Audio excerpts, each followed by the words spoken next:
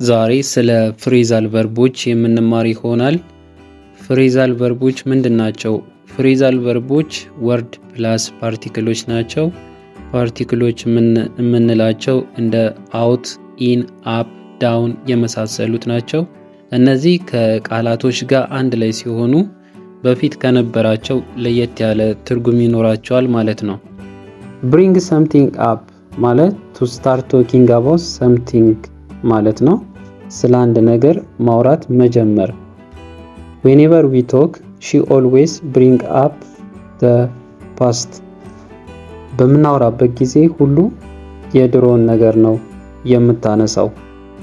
cheer on to encourage or support someone usually with shots አንድ ሰውን ወይም ደግሞ ሰዎችን ማገዝ ወይም ደግሞ ማበረታታት በተለይ ደግሞ በጩኸት ሲሆን we arrived to cheer on the football team in the championship game የእግር ኳስ ቡድን ለመደገፍ በሻምፒዮንሺፕ ጌም ተገኝተናል ማለት ነው። cheer up ማለት to improve one mood የአንድ ሰውን ሙዱን ከፍ ለማድረግ የምንጠቀምበት ፍሬዛል ቨርብ ነው። especially when someone is sad በተለይ አንድ ሰው ሀዘን ውስጥ ሲሆን cheers up ብለን ሞራሉን ከፍ እናደርጋለን ማለት ነው።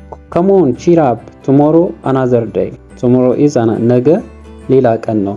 get across to manage to make someone understand something or ደግሞ to make sure other person understand what I say የምለውን ነገር ሌሎች ሰዎች መረዳታቸውን እርግጠኛ ለመሆን ስሞክር get across ስላለው ማለት ነው። we tried to get our point across but he wasn't listening ሐሳባችንን ለማድረስ ሞክረናል ወይም ደግሞ ሐሳባችንን ለመግለጽ ሞክረናል but he wasn't listening ነገር ግን አልሰማንም።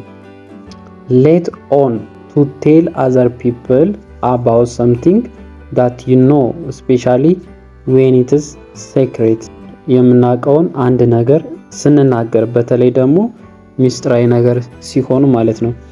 if you know an important secret you shouldn't let on አንድ ጠቃሚ ሚስጥር የምታውቅ ከሆነ ማሳወቅ የለብህም። jump in ማለት ማቋረጥ ማለት ነው።